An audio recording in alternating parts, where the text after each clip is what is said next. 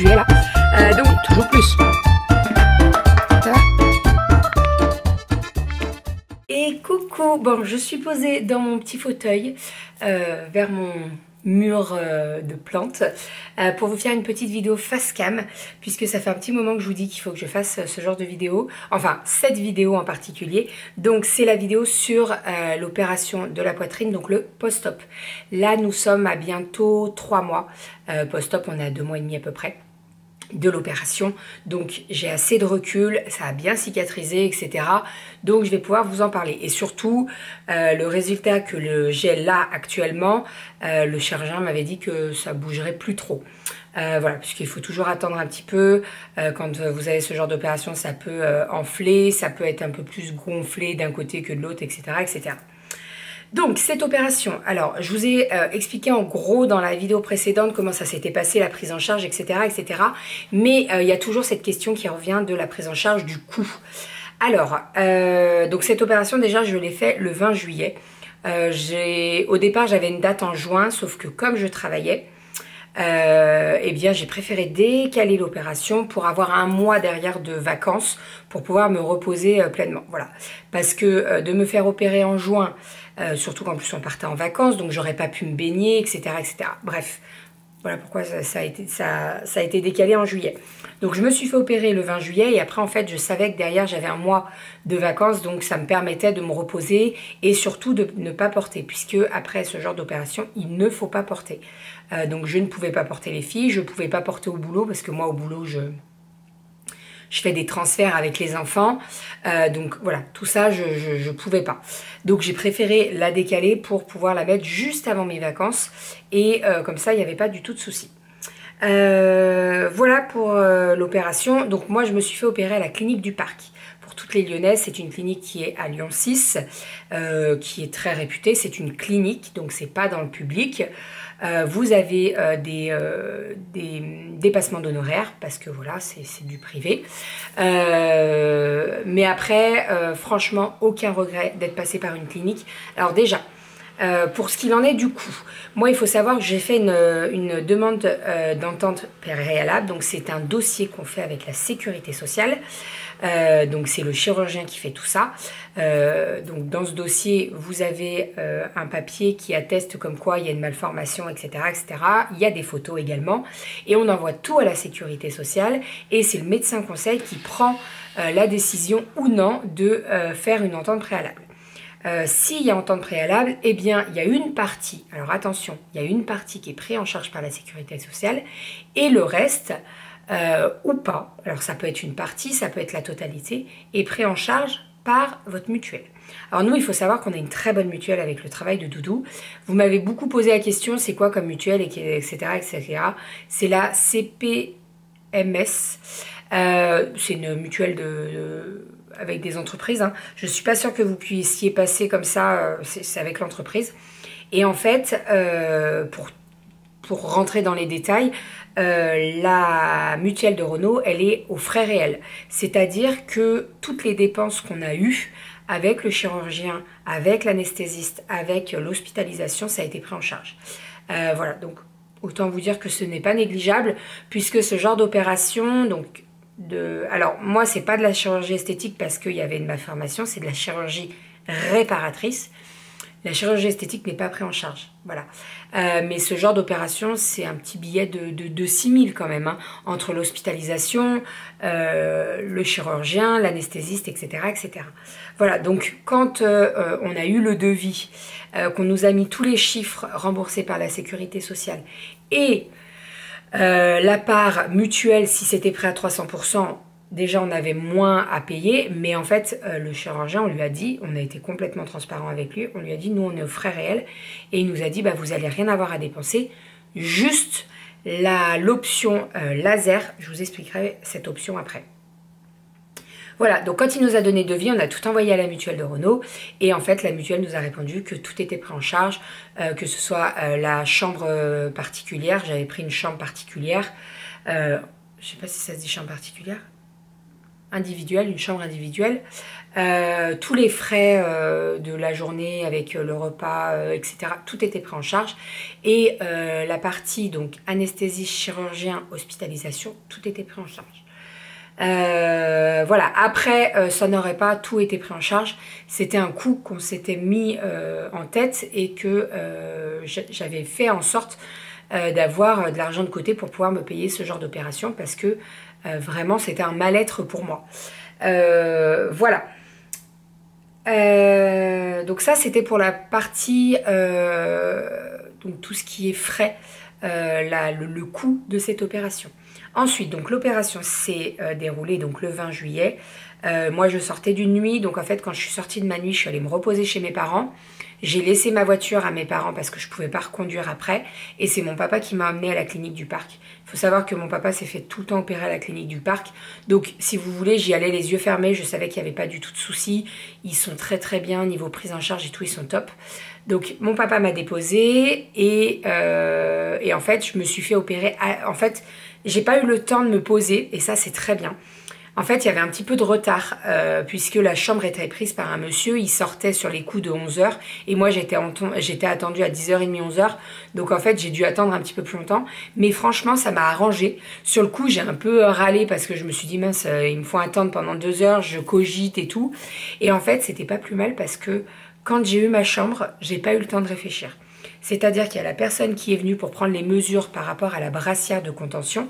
Après, il y a eu le chirurgien qui est arrivé dans ma chambre pour faire les traçages.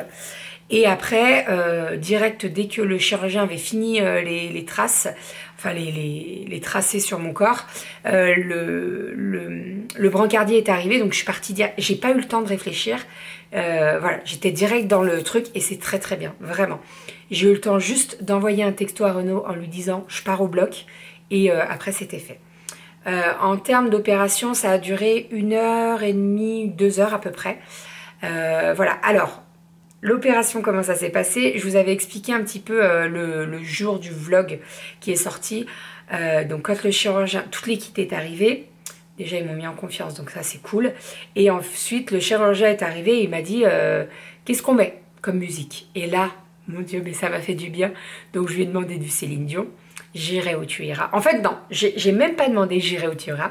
Je lui ai dit je voudrais du Céline Dion. Alors au départ, ça m'a fait rire parce que dans le bloc, il m'enlevait les bras et il me cachait. Bon, alors après, c'est pour protéger mon corps et ma nudité et tout ça. Mais je lui ai dit, oh, bah, écoutez, vous savez, dans 10 minutes, vous allez tous les voir, mes nichons. Donc franchement... mais ils m'ont mis en confiance, franchement, j'étais très stressée parce que voilà, c'est pas, c'est une opération que je m'inflige. C'est une opération que j'avais le choix de faire. Donc ils m'ont mis en confiance, ça m'a fait du bien vraiment de me mettre la musique de Céline Dion, la musique sur laquelle je dansais le jour d'avant avec les filles. Je peux vous dire que ça m'a fait un bien fou aussi. Donc voilà, je suis vraiment partie apaisée. Bon bah comme d'hab, ils vous mettent le masque, allez compter jusqu'à temps, t'as pas le temps de compter, franchement tu comptes jusqu'à 2 et t'es déjà parti. Et voilà, je suis partie détendue quoi. Donc comme je vous ai dit, l'opération elle a duré 1h30, 2 heures à peu près. Après je suis passée au niveau de la salle de réveil. Franchement la salle de réveil je m'en rappelle pas du tout. Et après je suis montée en chambre. Là je me rappelle en chambre, par contre voilà. J'ai beaucoup dormi. Ça, de toute façon, après chaque anesthésie, moi je dors beaucoup. Et je me suis vraiment réveillée et j'ai pu envoyer les messages en disant voilà, tout s'est bien passé. À partir de 20 h, je dirais à peu près. Donc je suis rentrée au bloc à midi et demi. Hein, donc voilà. Voilà, donc au niveau de la poitrine, comment ça s'est passé? Donc j'ai eu une augmentation. Donc déjà, j'ai eu... le traitement, je ne sais pas si c'est le bon terme, de la malformation, puisque j'avais une malformation au niveau de la poitrine, donc j'avais des seins tubéreux. Je vous laisse regarder sur Google, mais c'est vraiment, sur Google, quand vous allez voir les photos, c'est vraiment l'extrême. Moi, c'était pas autant, parce que je ne m'étais même pas aperçue de tout ça, et en fait, c'est le chirurgien qui m'a dit ça. Donc, il y avait le traitement de la malformation, mais surtout, il y avait une augmentation mammaire. En termes de CC, on parle de CC quand on met des prothèses. J'ai mis 265 CC. J'avais quand même de la poitrine, moi, mais ma poitrine était quand même assez vide avec la perte de poids et les grossesses, même si j'ai pas allaité. Après, j'avais pas une... Je pense que c'est plus la perte de poids qui a fait que ma poitrine était vide. Surtout au niveau du haut, en fait. Ça faisait... elle descendait, c'était très creusé. Et après, il y avait le sein qui faisait sein tubéreux. Donc, on voulait compléter tout ça. Donc voilà, j'ai eu 265 cc. Je suis désolée, je pourrais un peu monter parce que sinon il va être froid, ça va pas être bon du tout. Voilà, donc 265 cc. Donc le chirurgien au départ quand on avait eu les rendez-vous dans son cabinet, il m'avait dit je partirais certainement par une cicatrice encre de bateau, on appelle ça comme ça. Donc ça fait le mamelon et en fait la cicatrice descend en bas et tout dessous. Voilà, donc je m'étais préparée à ça. Je m'étais préparée à ce genre de cicatrice. Je m'étais dit ok c'est pas grave. Voilà, de toute façon ça prend sous le soutien-gorge, donc voilà. Et en fait il s'est avéré qu'il n'est pas du tout passé comme ça par la suite, il est juste passé par mamelon. Donc autant vous dire que quand j'ai vu donc la cicatrice, en fait j'ai vu la cicatrice le premier soir puisque l'infirmier quand il est passé dans ma chambre il voulait regarder les pansements s'il n'y avait pas de saignement au niveau des pansements etc. Et en fait donc il a enlevé ma brassière et j'ai vu qu'il y avait seulement un pansement sur le mamelon, donc franchement trop contente. Je lui ai demandé, je lui ai dit il y a un pansement en dessous et il me dit non, le chirurgien est vraiment passé que par le mamelon. Donc autant vous dire que ça m'a rassurée. Parce que bah voilà, ça fait des cicatrices en moins, c'est nettement plus joli et surtout eh bien ça se fond en fait. Là je suis à 3 mois presque post-op, on ne différencie même plus la cicatrice. Alors oui, quand tu vas vraiment te pencher dessus tu vas la voir, mais franchement ça se voit pas, donc je suis trop contente. En plus de ça, je vais ouvrir la fenêtre parce qu'il y a Boji qui est là. En plus de ça, je vous ai dit, j'ai pris l'option laser. Et qu'est-ce que l'option laser ? En fait, l'option laser, c'est que dès qu'il a refermé donc la cicatrice, il va passer un coup de laser dessus. Ça va permettre de flouter la cicatrice et d'atténuer la cicatrice. Donc, j'ai une amie qui avait fait l'opération avec le même chirurgien qui m'avait dit je te conseille l'opération avec le laser. Elle avait eu recours à cette opération avec elle avait fait l'opération, alors une opération pas la même, mais elle avait fait 2 fois l'opération. Elle avait fait la première sans le laser et elle avait fait la deuxième avec le laser et elle avait vu la différence. Donc je m'étais dit ok, je prends l'option laser. C'est une option, donc c'est pas pris en charge par la mutuelle. Voilà, c'est une option qui coûte 600 € à peu près, mais moi je me suis dit s'il faut mettre 600 € pour avoir une belle cicatrice et qu'elle soit fondue, je le fais. Voilà, donc l'opération s'est bien passée, la cicatrisation s'est très bien passée. J'avais des passages de l'infirmier qui venaient tous les 2 jours à peu près, donc pour refaire mes pansements, pour regarder si tout allait bien, etc. En termes de douleur, allons-y. La première nuit, ça s'est très bien passé. Franchement, je pense que j'étais encore sous l'anesthésie et tout. Donc première nuit, nickel. Première nuit à l'hôpital avec le lit médicalisé, donc un lit qui se redresse tout seul. Nickel. Je suis rentrée avec 2 redons. Donc les redons, c'est des petites bouteilles qui vont aspirer tout ce qui est liquide, donc à l'intérieur de là où il y a eu l'opération, pour éviter tout ce qui est bleu, hématome, etc., et pour aspirer tout ce qui est sang, etc. Donc j'avais 2 redons, je suis rentrée avec. Au départ, on m'avait dit on va peut-être vous les enlever le lendemain de l'opération. Et en fait, ils donnaient encore trop. Donc ils ont préféré me les laisser jusqu'à que l'infirmier passe. L'infirmier passait le lendemain. Il passait le samedi. Donc en fait les redons ont été retirés le samedi. Franchement les redons, j'ai eu très peur d'avoir mal parce que en fait j'en avais déjà parlé avec mon papa a eu des redons. Alors attention, en termes de douleur, voilà, on est tous différents par rapport à ça. Moi je suis pas une chochotte, mais voilà, j'étais quand même craintive des redons. Et en fait ça s'est super bien passé. Donc j'avais un point de suture au niveau du tuyau du redon pour pas qu'il bouge, et en fait elle a fait un appel d'air, donc après le tuyau s'est tiré facilement. Elle m'a fait tousser en même temps et franchement, j'ai pas eu de douleur. Vraiment pas, c'est largement supportable. C'est une gêne, voilà, c'est plus une gêne. Voilà, mon papa avait eu plus mal, mais il m'avait dit, moi ça faisait 10 jours que je les avais. Là, ça faisait 2 jours pour moi.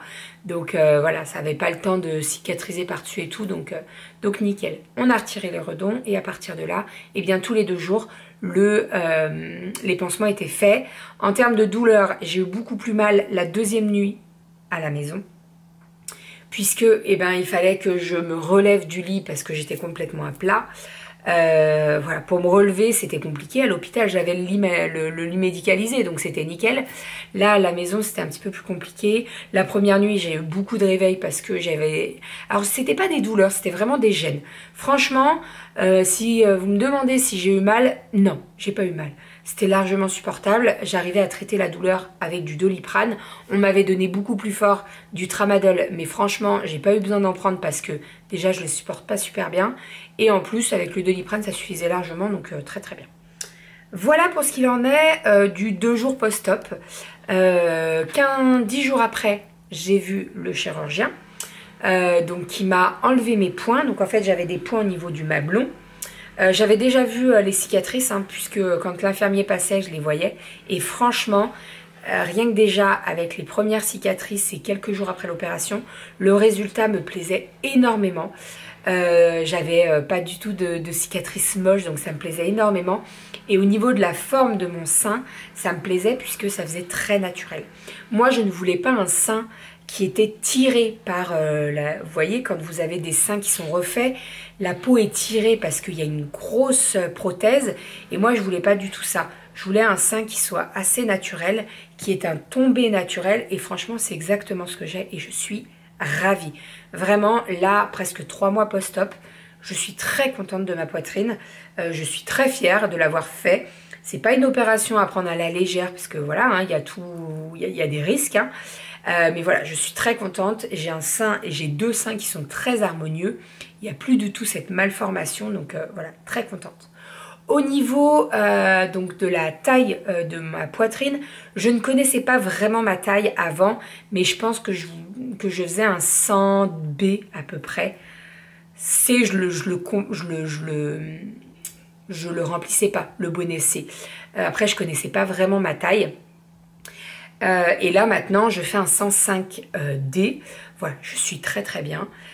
Oui, j'ai un peu plus de masse. Alors je le vois au niveau des t-shirts qu'avant je portais très large. Là maintenant il y a certains t-shirts où je vois que voilà, c'est un petit peu serré.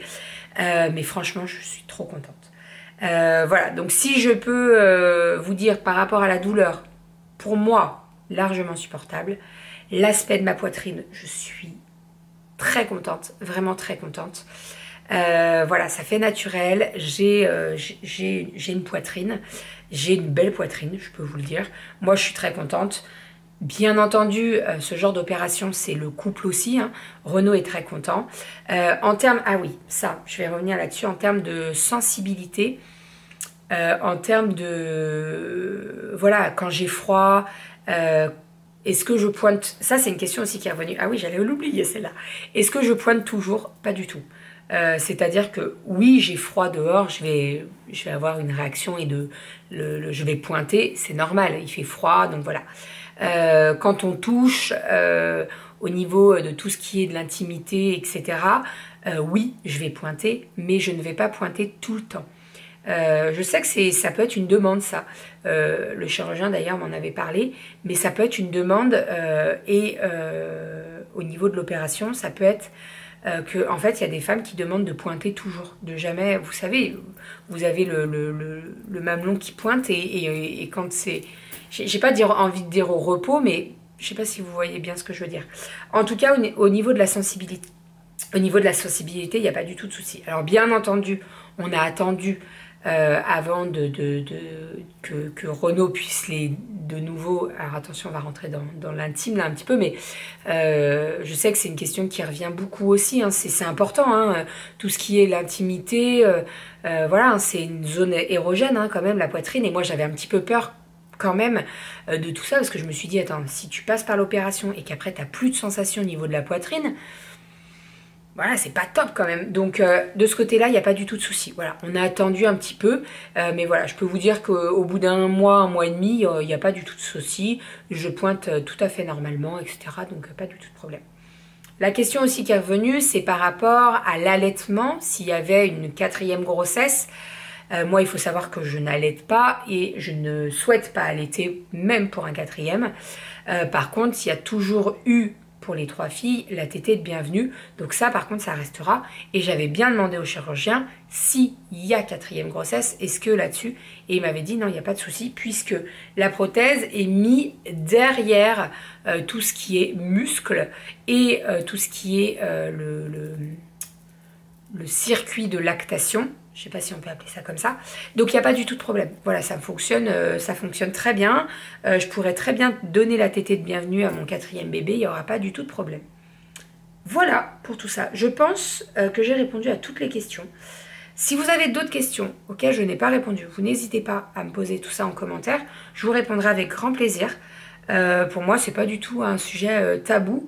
Je pense qu'il faut libérer la parole là-dessus. Je n'ai pas du tout honte de dire que je me suis fait opérer de la poitrine par rapport à une malformation et par rapport à une augmentation mammaire. Voilà, je pense que maintenant, on a des techniques pour se sentir mieux. Alors que ce soit une augmentation, une réduction ou quoi, hein, peu importe. Hein. Mais voilà, on a des techniques pour se sentir mieux. Moi, je me sens très très bien. Je vous l'ai dit, hein, je me sens très très bien dans mon corps actuellement. Parce que j'ai encore perdu un petit peu de poids. J'ai perdu des centimètres avec l'électrostimulation. Ça me booste de ouf. Cette opération, ça m'a boosté de ouf.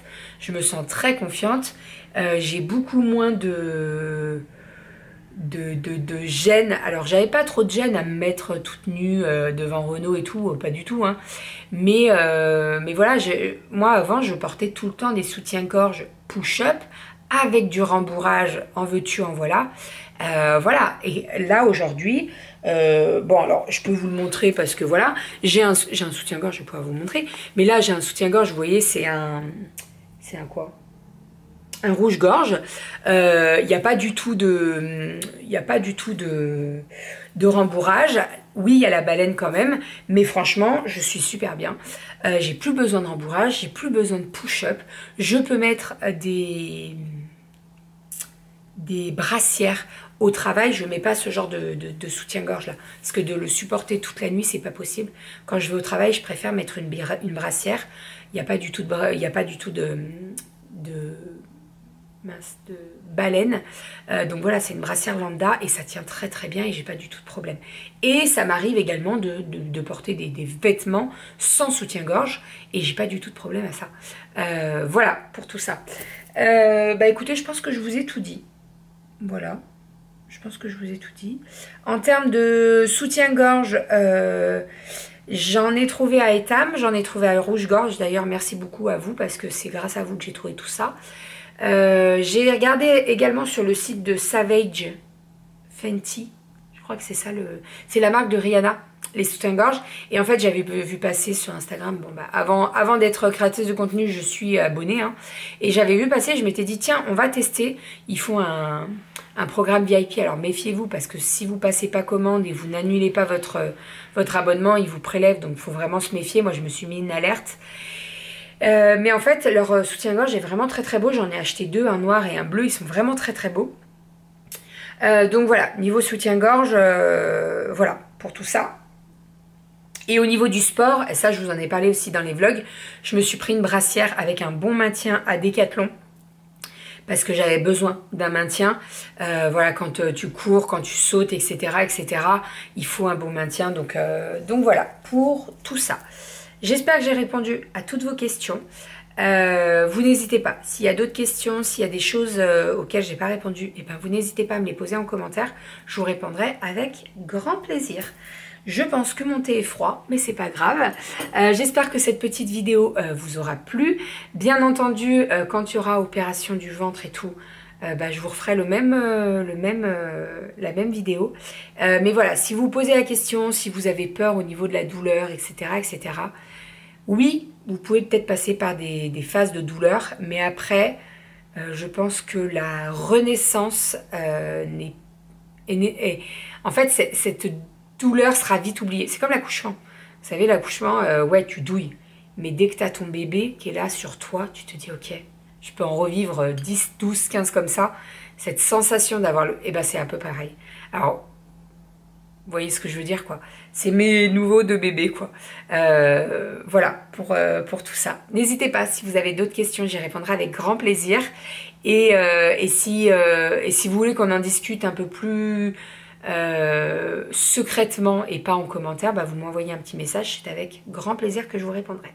Voilà, je vous fais des bisous, je vous dis à demain pour un nouveau vlog. Et c'est tout, bisous.